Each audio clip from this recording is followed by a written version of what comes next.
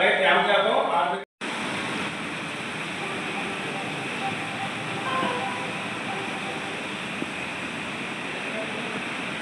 వెంటనే ధాన్యం కొనుగోలు కేంద్రాలు వెంటనే మొక్కజొన్న కొనుగోలు కేంద్రాలు వెంటనే మొక్కజొన్న కొనుగోలు కేంద్రాలు వెంటనే ఇవ్వాలి.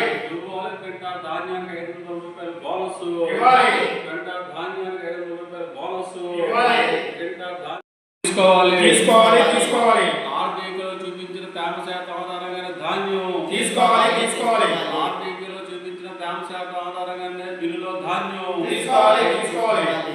సంచులు అందుబాటులో రైతులకు సంచులు అందుబాటులో రైతులకు తగిన ట్రాన్స్పోర్ట్ సౌకర్యం.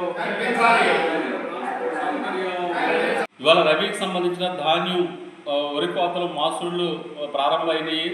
అయితే ఇంతవరకు కొనుగోలు కేంద్రాలు ఎక్కడ తెరవలేదు. అయితే ఏప్రిల్ 1 నుంచే కొనుగోలు కేంద్రాలు తెరుస్తామని చెప్పేసి ప్రభుత్వం చెప్పింది.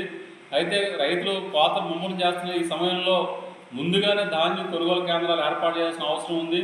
మరి రైతులంతా కూడా పంట కోసిన తర్వాత అప్పుడు కొనుగోలు కేంద్రాలు ఏర్పాటు చేసి అప్పుడు మేము ఈ కొనుగోలు కేంద్రాలకు సంబంధించిన ఏర్పాట్లు చేసుకుంటున్నాం, సంచులు చూసుకుంటున్నాం, రవాణా ఏర్పాటు చేస్తున్నాం, లేదా తేమ శాతం మిషన్లు తెప్పించుకుంటున్నాం అనే పద్ధతుల్లో కాలయాపన చేయడం వల్ల ఈలోపు అయిన గాడికి దళాలు అమ్ముకుని ఇవాళ అన్నదాతలు నష్టపోతూ ఉన్నారు. కాబట్టి ఈ పరిస్థితుల్లో ఇవాళ ప్రభుత్వం వెంటనే ఈ ధాన్యం కొనుగోలు కేంద్రాలు వెంటనే తెరిచే విధంగా చర్యలు ఉండాలని చెప్పేసి కోరుతా ఉన్నాం. ప్రధానంగా ధాన్యం కొనుగోళ్ళు అనేక సమస్యలు వస్తూ ఉన్నాయి. అయితే సకాలంలో డబ్బులు రైతుల ఖాతాలు జమ చేస్తున్నా తేమ శాతం లెక్కింపు కానీ, తూకాలు కానీ, లేదా ట్రాన్స్పోర్ట్ కానీ ఇట్లాంటి వాటిలో చాలా సమస్యలు ఎదుర్కొంటూ ఉన్నారు. రైతు సేవా కేంద్రంలో చూపించిన తేమ శాతానికి మళ్ళీ మిల్లు దగ్గరికి వెళ్ళిన తర్వాత మళ్ళీ తేమ శాతం లెక్కించుకుంటా ఉన్నారు. అలాగే తూకంలో కూడా రైతు సేవా కేంద్రానికి నిర్ణయించిన ఏపీటీ దగ్గర తూకం వేసిన తర్వాత కూడా మళ్ళీ మిల్లు దగ్గర తూకం వేస్తూ ఉన్నారు. దీనివల్ల రైతులు ఇబ్బంది పడాల్సిన పరిస్థితి వస్తూ ఉంది.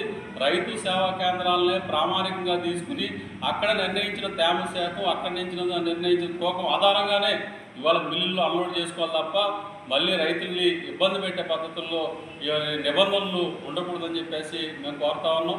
ధాన్యానికి సంబంధించి పెట్టుబడి చాలా ఎక్కువ అవుతూ ఉన్నది. మళ్ళీ రైతు కానీ ఎక్కువ మంది అత్యధిక మంది కౌలు రైతులే ధాన్యం ఉత్పత్తిలో ప్రధానమైన అగ్రభాగం ఉన్నది. కాబట్టి ఇట్లాంటి పరిస్థితుల్లో ఈ రైతాంగాన్ని ఆదుకోవాలంటే ఇవాళ కనీసం క్వింటా ధాన్యానికి ఇవాళ తెలంగాణలో సన్న వడ్లకి ఇస్తున్నట్లుగా ఇక్కడ ఈ ప్రాంతంలో అన్ని రకాల వడ్లకి ఇవాళ 500 రూపాయలు క్వింటాకి బోనస్ని రాష్ట్ర ప్రభుత్వం ప్రకటించి అమలు చేసే విధంగా చర్యలు ఉండాలని చెప్పేసి మేము ఆంధ్రప్రదేశ్ రైతు సంఘం తరఫున విజ్ఞప్తి చేస్తూ ఉన్నాం. కాబట్టి వెంటనే కేంద్రం ప్రకటించిన మద్దతు ధరకు అదనంగా రాష్ట్ర ప్రభుత్వం బోనస్ ప్రకటించి ఇవాళ వరి రైతులను ఆదుకోవాలని చెప్పేసి కోరుతూ ఉన్నాం. అదేవిధంగా ఈరోజు మొక్కజొన్న సంబంధించి గత 2-3 సంవత్సరాలుగా మొక్కజొన్న రైతులకి కాస్త మద్దతు ధర వస్తూ ఉన్నా సరే ఈ సంవత్సరం మద్దతు ధర వచ్చే పరిస్థితి కనబడట్లేదు. ఒకవైపు పౌల్ట్రీ పరిశ్రమ దెబ్బతినడంతో ఇవాళ కమర్షియల్ మొక్కజొన్నని కొనే పరిస్థితి కనబడట్లేదు.